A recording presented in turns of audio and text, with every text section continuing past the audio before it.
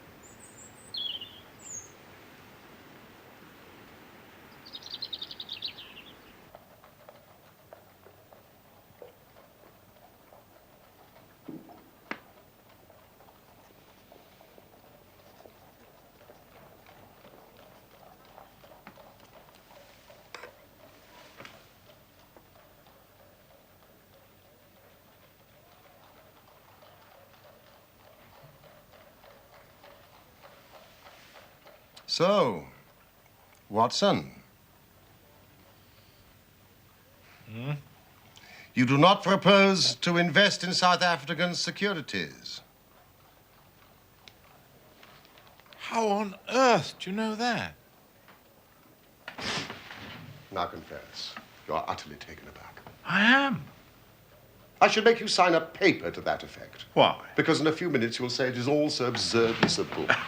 I should say nothing of the kind. You see, my dear Watson, it is not really difficult to construct a series of inferences, each dependent upon its predecessor and each simple in itself. If after doing so one simply knocks out the central inferences and presents one's audience with the starting point and the conclusion, one may produce a startling, though possibly a meretricious effect.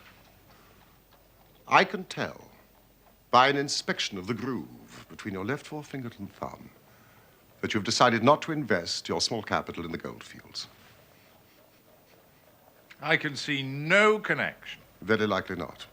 But I can quickly give you a close connection. Here are the missing links in the very simple chain.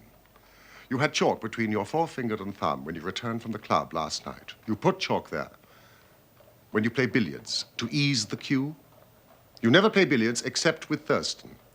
Now, Thurston, you told me 4 weeks ago, had an option on some South African security which expired in a month and which he desired you to share with him. Your checkbook is locked in my drawer, and you have not asked for the key, so you do not propose to invest your money in that manner. How absurdly simple. Quite so. Every problem is absurdly simple when it is explained to you. Pum, pum, pum, pum. Holmes, why are you so cheerful? You're unemployed, you have no case to solve. Now, normally that produces black moods and the infernal lethargy of the cocaine bottle.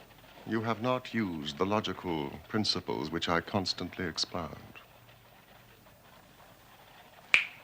Sherlock Holmes is cheerful, so Sherlock Holmes must have a case. Pah! See what you can make of that, friend Watson. Why, Holmes, it's a child's drawing. Ah, is that your idea? Well, what else should it be? Well, that is what a Mr. Hilton Cubitt of Ridlingthorpe Manor, Derbyshire, is anxious to know. That conundrum came by the first post, and he is to follow by the next train.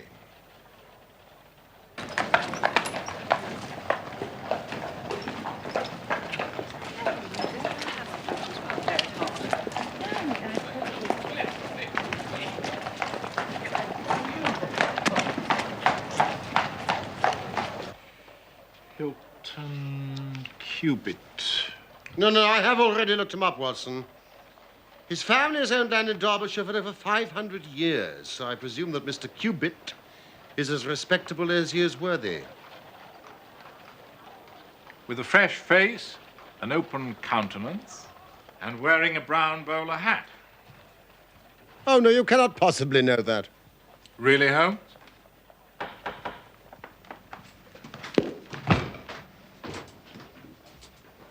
You will stay and keep a record of the case. My dear fellow.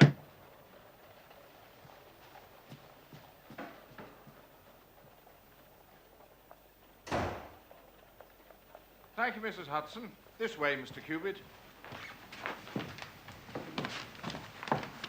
Mr. Sherlock Holmes. Hilton Cubitt. And this is my friend and colleague, Dr. Watson. Dr. Watson, sir. How do you do? Do sit down, Mr. Cubitt. Thank you. So what do you make of it, gentlemen? This thing. Have you had time to study it? Absurd little figures dancing in a line is a childish prank. Why do you attach importance to something so trivial? I don't, Mr. Holmes. I never should. No, it's my wife, you see. She... Go on, Mr. Cubitt. You're with friends. But it's frightened her almost to death. She says nothing, tries to appear normal, but I've never seen anyone so upset. In white chalk on a garden seat. It is a precise copy. It's as exact as I could make it. I did think it might be the stable boy, but the lad denied it. If there's any danger threatening my wife, Mr. Holmes, I'd spend my last penny to protect her. Do sit down, Mr. Cubitt. You smoke, Mr. Cubitt? Yes. No, I won't, thank you.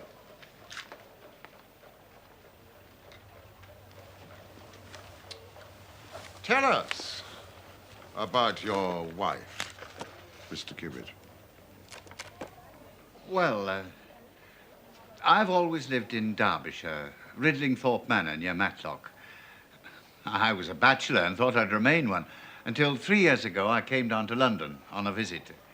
It's a rare thing for me, but, well, I had a mind to see the Queen's Golden Jubilee. I put up at a boarding house in Russell Square because Parker, he's the vicar of our parish, he was staying there. There was also a young American lady staying there. Patrick was her name, Elsie Patrick. Well, we were both alone and we became friends. Did the sights and that. At your expense? Well, certainly not. Are you suggesting... No, he's not, Mr. Cubitt. Not at all. Was this Miss Elsie Patrick in London merely for the Jubilee? No. She'd been here some time. She'd tired of America, traveled about, and finally settled in England. Well, not to make a labor of it, before my holiday was over, I was as much in love as any man ever has been. To my surprise and joy, she reciprocated my feelings, and we were married. Excellent. Quietly, in a register office. You think I'm mad, Mr. Holmes, taking a wife in such a fashion, knowing nothing about her, or... Explain, Mr. Cubitt. And come to the point. Oh, yes. In fact, it was on the very day of our marriage. Nothing could have made me unhappy. Nothing on that day. But now I look back, it was odd. Elsie? There's something I have to say to you, Hilton. We don't want to be late, my dear. I've put it off till now, but I must still give you the chance to change your mind. Elsie. What in the world? Let me finish. And what I say, I do mean. I love you dearly. But you know nothing of my life before we met. I never asked. One of the things which has made me so fond of you. If you marry me, Hilton, I promise you marry a woman who has nothing personally to be ashamed of. But you'll have to take my word for it and allow me to be silent forever as to my life before we met. If that's too much to ask, then you must go back to your Derbyshire and leave me to the lonely life in which you found me. It's little enough to ask, and I shall never let you go. These have been the happiest 3 years of my life. And when did the first cloud cover the sun of this great happiness? You have a way of putting things, Mr. Holmes. And you have a way of prevaricating with your answers, Mr. Cubitt. Well, it was some months ago, May, in fact. Hilton! Hello? Here, in the drawing room. Well, what do you think? Yes, great improvement. Thank you, Saunders. I met the postman, saved him a journey. There's a bill. There's one for you. An American stamp. Chicago. Oh, I hope luncheon's ready. I'm ravenous.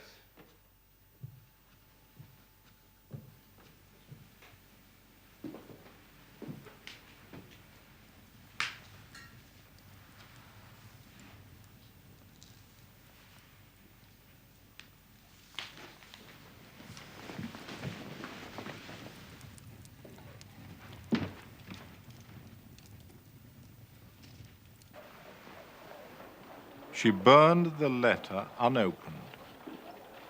Yes. I don't know why. Of course you don't.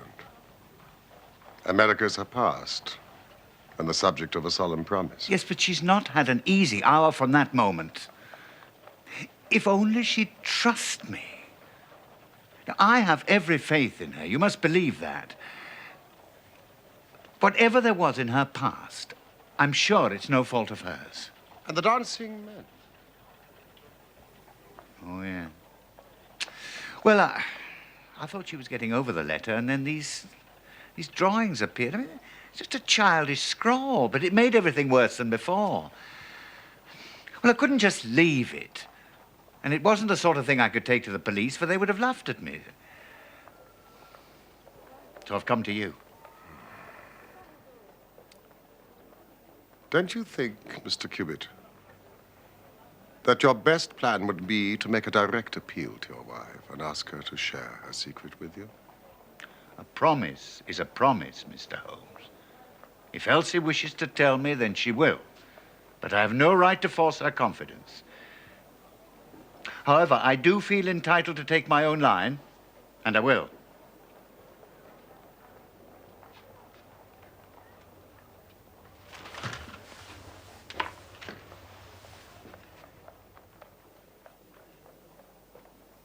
Then I will help you with all my heart.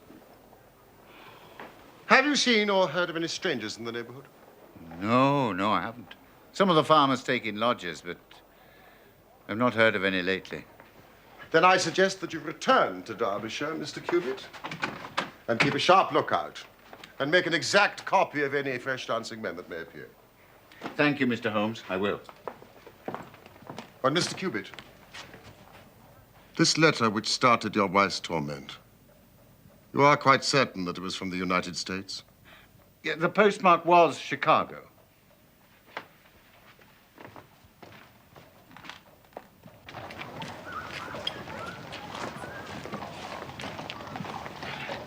Goodbye. And don't worry.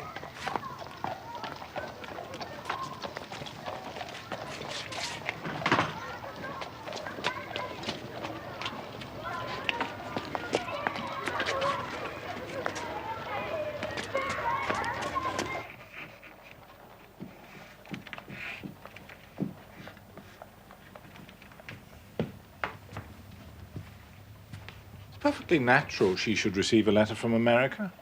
She's from America. Yes, but it is not natural to throw it onto the fire unopened.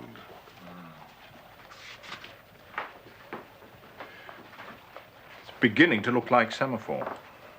You have read my monograph on secret sight. Some of it. I found it rather heavy going. It evidently has a meaning.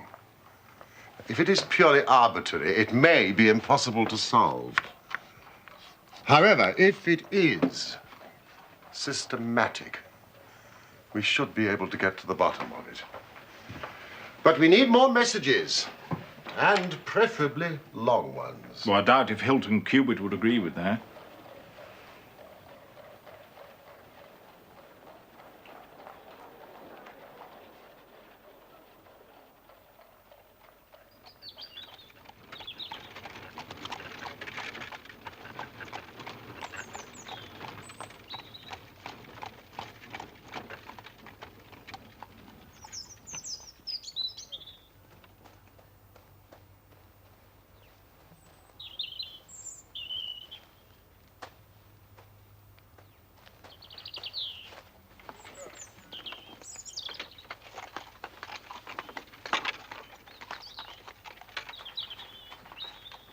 Walker.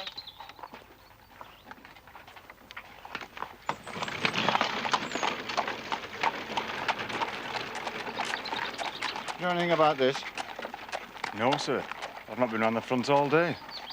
Has Mrs. Cubitt been out here? I've no way of knowing. Have I? Sir. When I've done this, I want you to wash it off and tell no one about it, and then come to me. I shall have an urgent letter for you to post.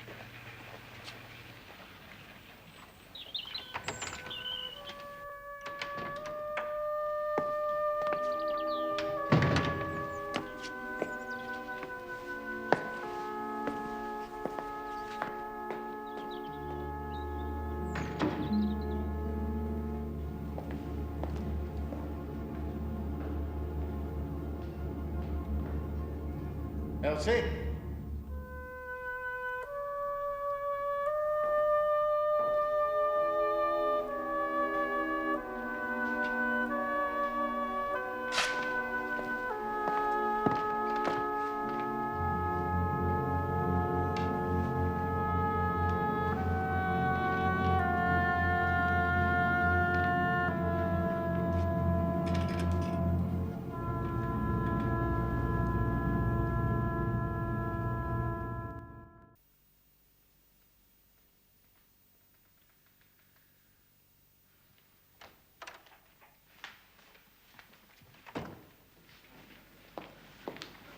Elsie?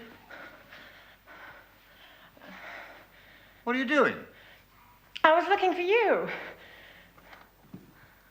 I thought I heard the door. Have you been out today? Out of the house?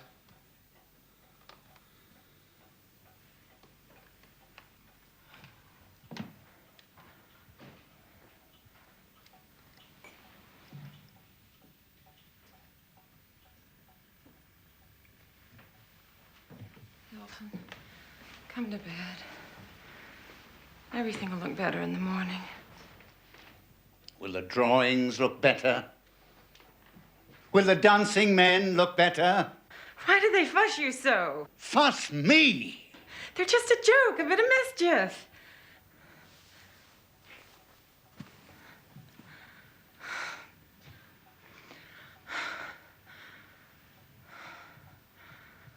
The moon's high. Where I come from, they say a moon like that drives you crazy.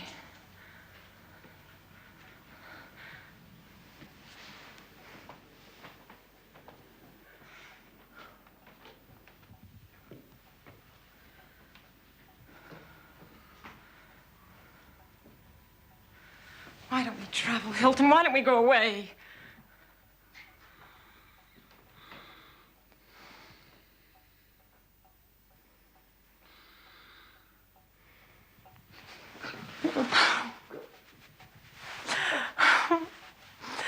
I love this place as much as I love you. Hilton.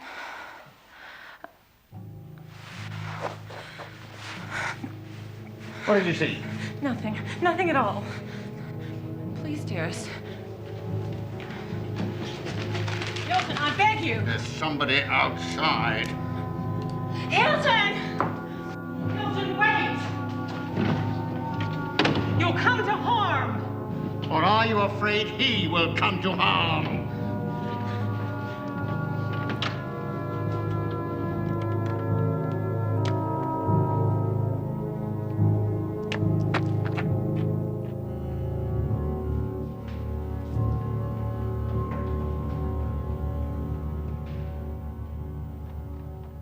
These two are identical. Oh, yes. Well, had that one washed off, then it must have reappeared. You know, it's a pity you didn't get a closer look at this chap. If only she hadn't tried to stop me. I've never been angry with her before. But she knew who was out there, of that I'm sure. And she knows what these figures mean. Was this a mere addition to this? Or did it appear to be entirely separate? It was on a separate panel of the door.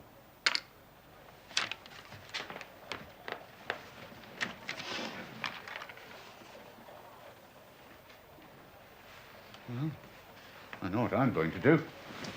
I shall go home. I shall put half a dozen of my lads in the shrubberies. If this fella calls again, give him such a thrashing, he'll leave us alone in the future. Well, that would be one way. Mr. Cupid, this case is too deep for such a simple remedy. I must go now if I'm to catch my train. I'd not leave Elsie alone at night for all the way. Quite right. Good day, Mr. Cupid. We will join you in a couple of days, and be patient.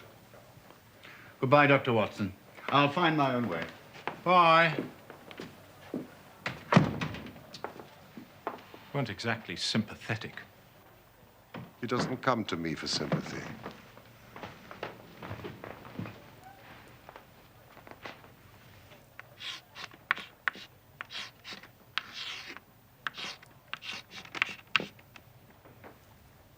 It is a considerable challenge.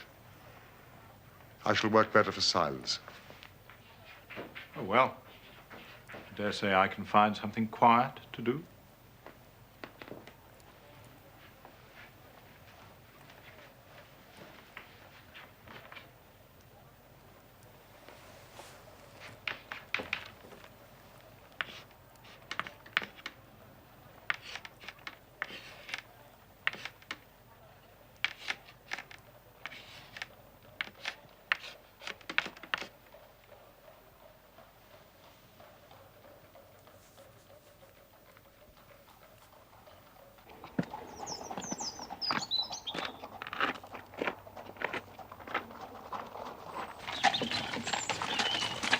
Whoa.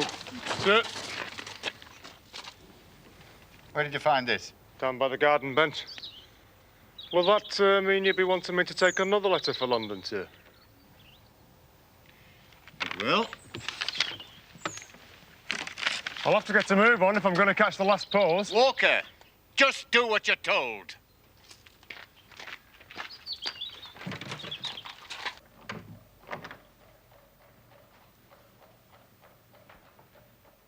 Yes, Watson? Thought you might like the Times, Holmes. What do you make of my progress? Well, it still doesn't mean very much, does it? Quite enough for me to send a telegram to the United States. What on earth does that mean? Abbas Lane. Watson, if this is E, flag denotes the end of words.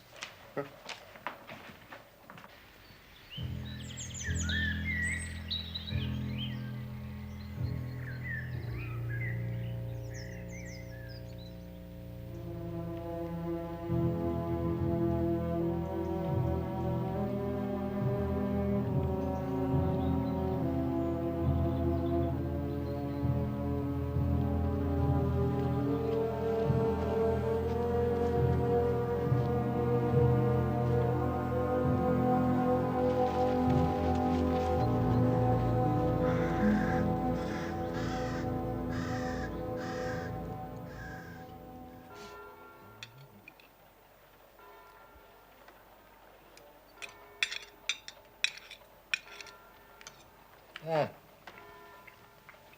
This grouse is superb. Mrs. Hudson has really surpassed herself this time. What time is the last train to Matlock? I'm afraid we've missed it. Holmes, I do wish you would try and eat a bite. I just need an answer to my telegram from America, and the story is complete.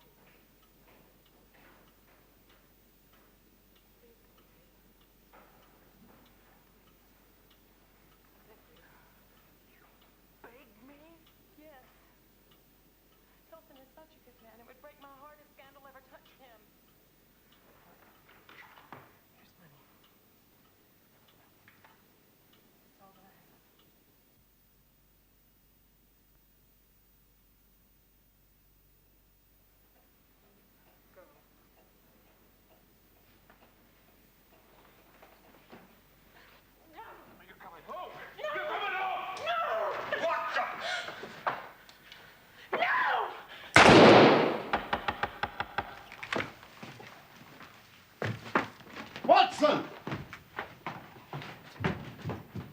What the devil's going on? An answer to your telegram? No, it's another letter from Hilton Cubitt.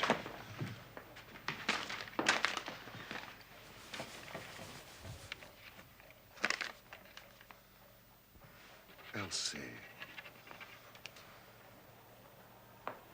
Prepared.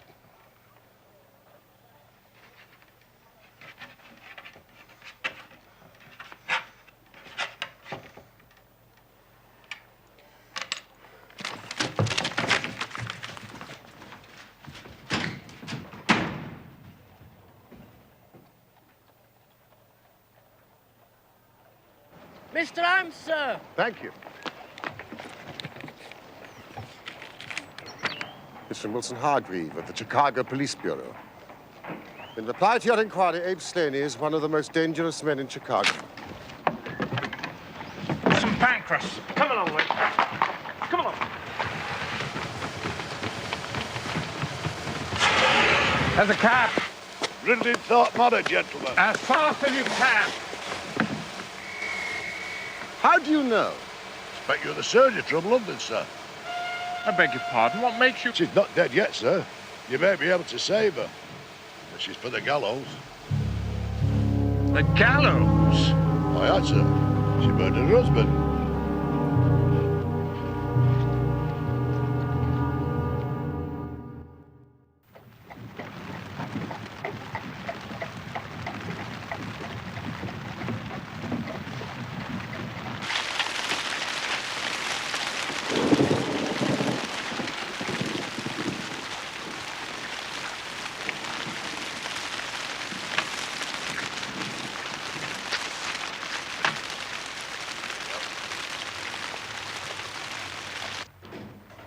Inspector of Police and Doctor of Medicine, I perceive. Yes, indeed. Inspector Martin, Derbyshire Constabulary. And I'm Dr. Carthew, the surgeon. This way, gentlemen. This is Mr. Sherlock Holmes. And I am his friend and colleague, Dr. Watson. Mr. Holmes? But what do you know of this business? A good deal. Mr. Hilton Cubitt was my client. But the crime was only committed at 3 o'clock this morning. How could you hear of it in London and get to the spot as soon as I? I anticipated it. We came in hope of preventing it. Then you must have important evidence of which I am ignorant. Only the evidence of the dancing men. The dancing men? Now, I will explain all that to you later. Since we are too late to prevent this tragedy, I am anxious to ensure that justice is done. Will you associate me in your investigation, or will you prefer that I should act independently? I should be proud for us to work together, Mr. Holmes. But I must warn you, there seems very little to investigate. Mr. Hilton Cubitt has been shot through the heart and he's dead. And Mrs. Cubitt? Seriously wounded. The bullet passed through the front of her brain and she's still unconscious. Excuse me, gentlemen. Only one gun has been found, lying on the floor between them. 2 bullets have been fired.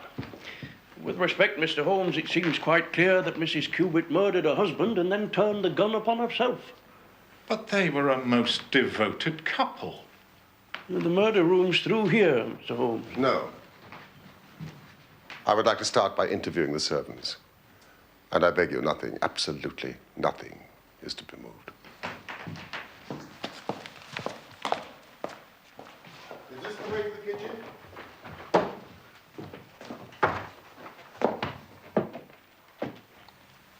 I should think it must have happened about 3 o'clock in the morning, sir. Where are your rooms? Up top, sir. The attics. I was awoke by this terrible bang. An explosion is the only word. Then about a minute later, there was another bang, only not so loud. What did you do?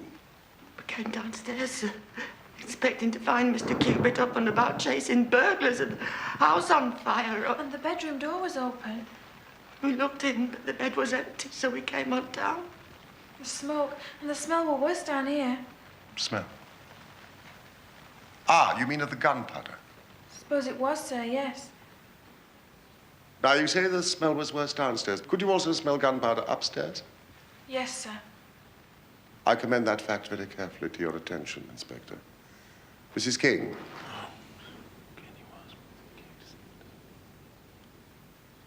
Would you like to sit down, Mrs. King? Now, was the library door open when you reached it? Open, yes, sir. We could see the candle alight on the table, and so we came in, and then... Oh, as terrible a thing as ever I saw or ever feared to see. She was terribly wounded, sir.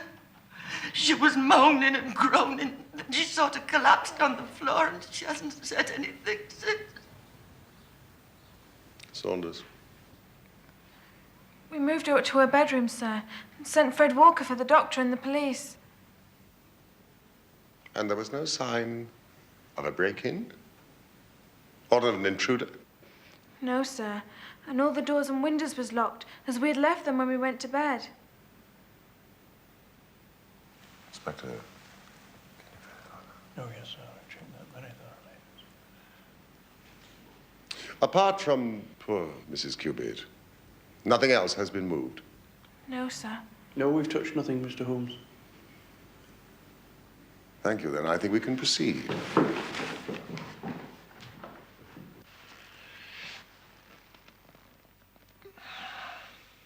Almost instantaneous death, presumably.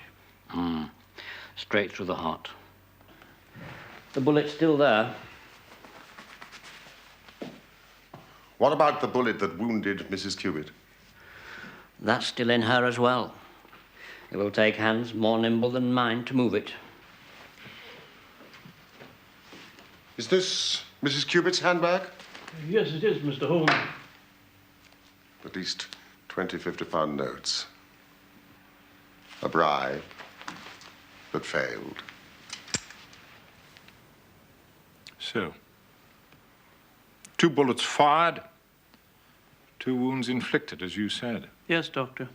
Then how do you account for the bullet that has so obviously struck the window frame? By George, however did you see that? Because, Dr. Carthew, I looked for it. Wonderful. Why, the bullet's still there. So a 3rd shot must have been fired. Which means that a 3rd person must have been present. Exactly. When you came into this room last night, you say that the door was ajar. Was not that window also open? I don't know, sir. I think... No, sir. It was shut. Saunders, will you and Cook wait in the library? And you, Walker. Dr. Carthew, you may remove the body.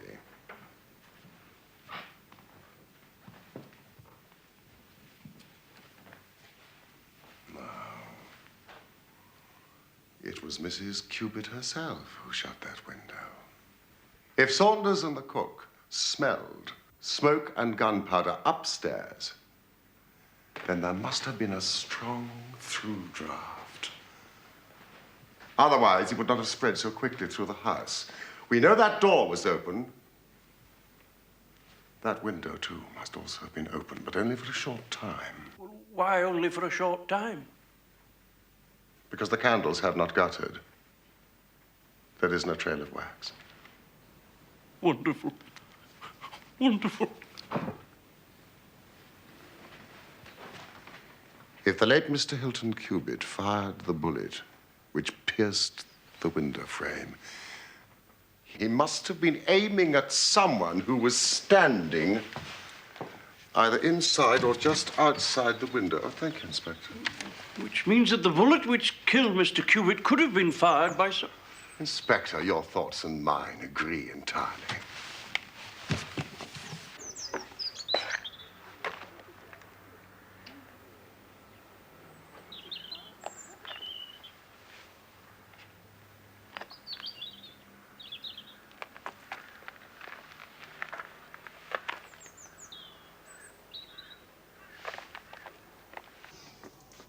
This is the cartridge case of the bullet which killed Mr. Hilton Cubitt.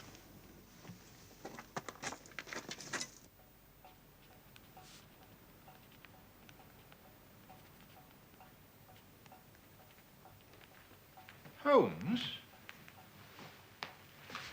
If 3 shots were fired, why did Mrs. King and Saunders only hear 2 shots? They were telling the truth, but lied without realizing it. I'm not sure that I follow you. You remember what Mrs. King said? I was awoken by this terrible bang, an explosion. It is the only word. And then, a minute later, there was another bang, but not so loud. The first bang was 2 shots, fired almost simultaneously. One from the window, which killed Hilton Cubitt, and one from Hilton Cubitt, which missed and went into the window frame. And the 3rd shot? The saddest of all, Mrs. Cubitt, self-administered in her despair. Now, do any of you know of an inn in the neighborhood called Elridge's?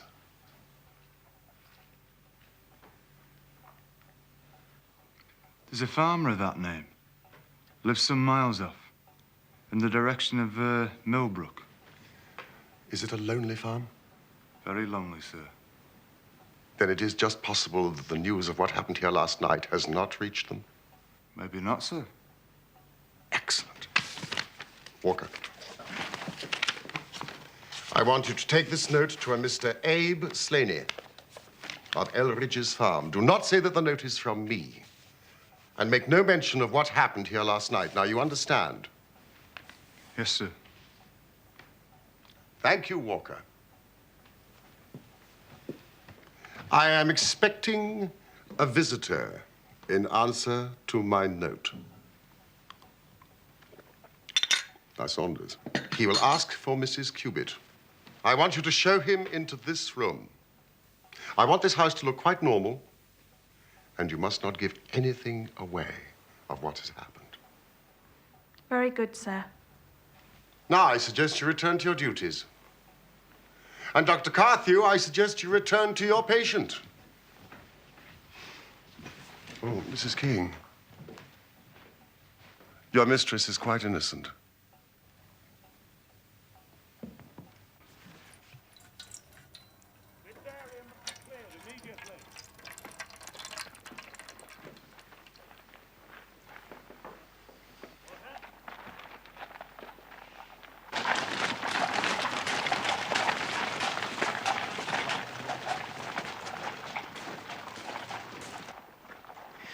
But how did you break the code? Well, you see, the rules which guide us in deciphering all secret writing depend on the fact that E is the most common letter in the English language. So you see, we were very fortunate that Mrs. Cubitt's name was Elsie, and that it featured in the second message, which gave us not only the E, but the L, the S, and the I. Now, next, it seemed likely to us that two of the messages were appeals of some sort to Mrs. Cubitt.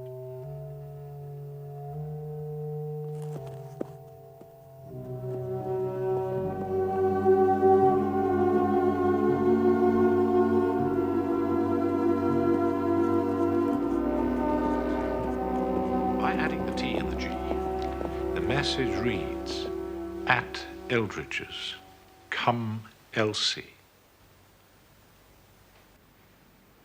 Well, if this Abe Slaney is indeed the murderer, we must make an immediate move to arrest him. Well, calm yourself, Inspector. I expect him here any moment.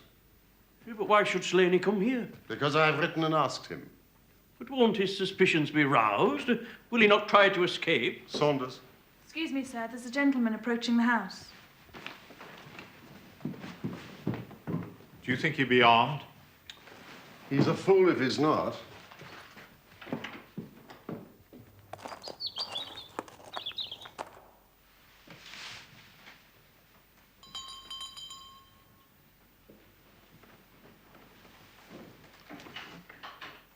Good day, sir. Is Mrs. Cubitt at home? I'll inquire, sir, if you'll step inside.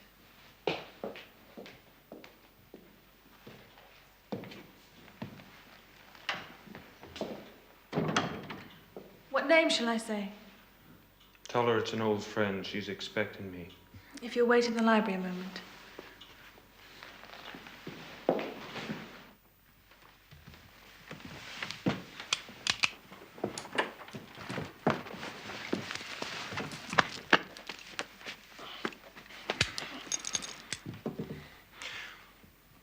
Well, gentlemen, it looks like you've got the drop on me, but what the hell is going on?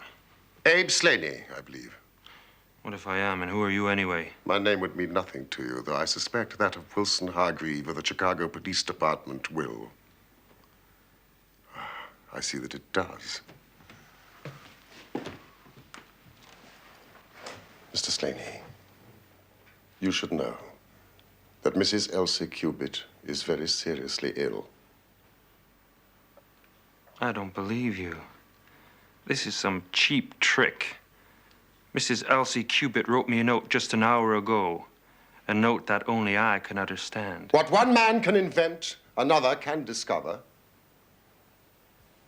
I'm here, Abe Slaney, at Eldridge's. Come, Elsie. And your last note to her, Elsie.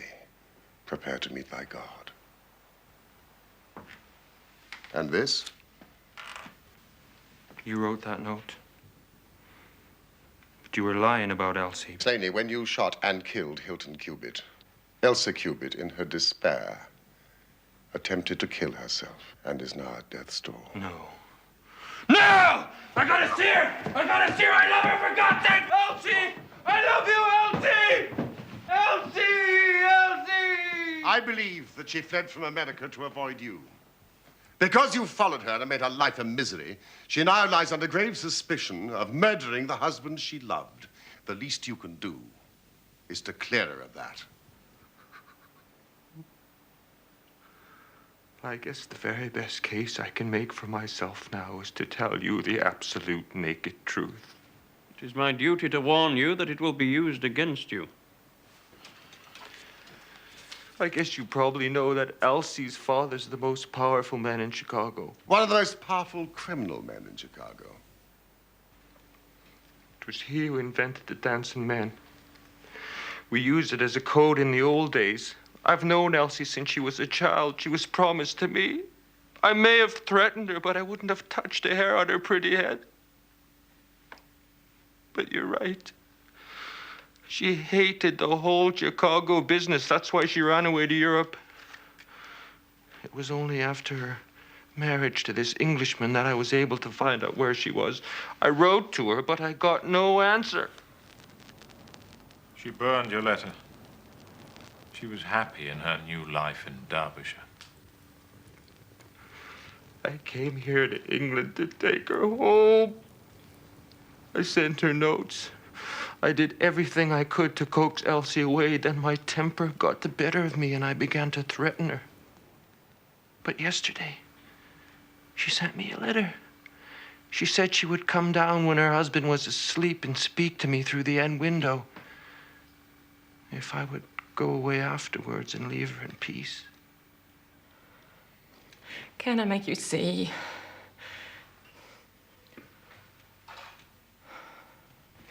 I've never been so happy as I've been here with him. I love him. Abe, I want to stay, and I'm going to stay. But what about your friends in Chicago? What about your family? Friends, do you call them? Killers, robbers, extortionists? Some family. But you and I were engaged. I'm sorry, Abe. My father forced me into it. How can I be happy with you in that life? Please go away. Please. I beg you. You beg me? Yes.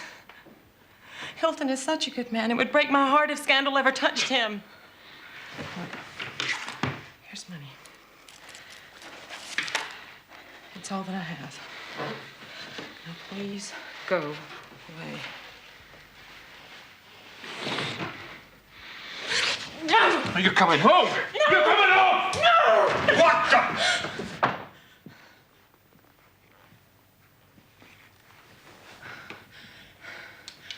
No!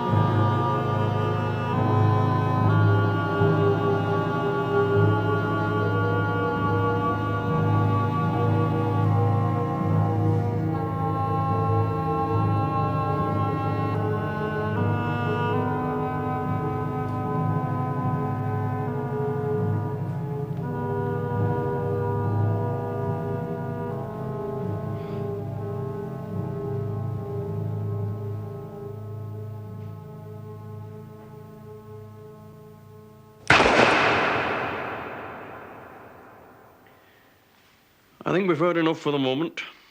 Come along. Can't I see her before I go? Nobody can see her. Even we have not been given that privilege.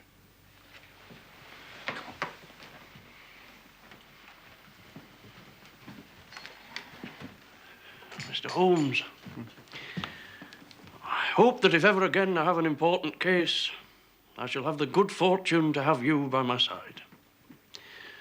Good afternoon, and thank you.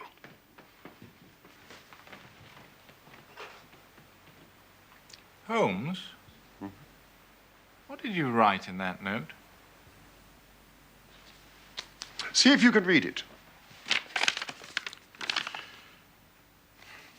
Come here at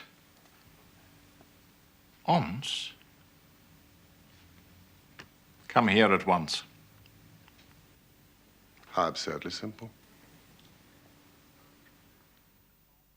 And so the dancing men, which had so often been the agents of evil, were finally used on the side of justice.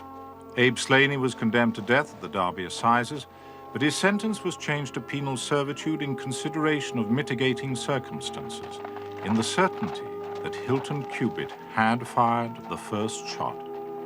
Mrs. Cubitt made a complete recovery and lives still at Ridlingthorpe Manor.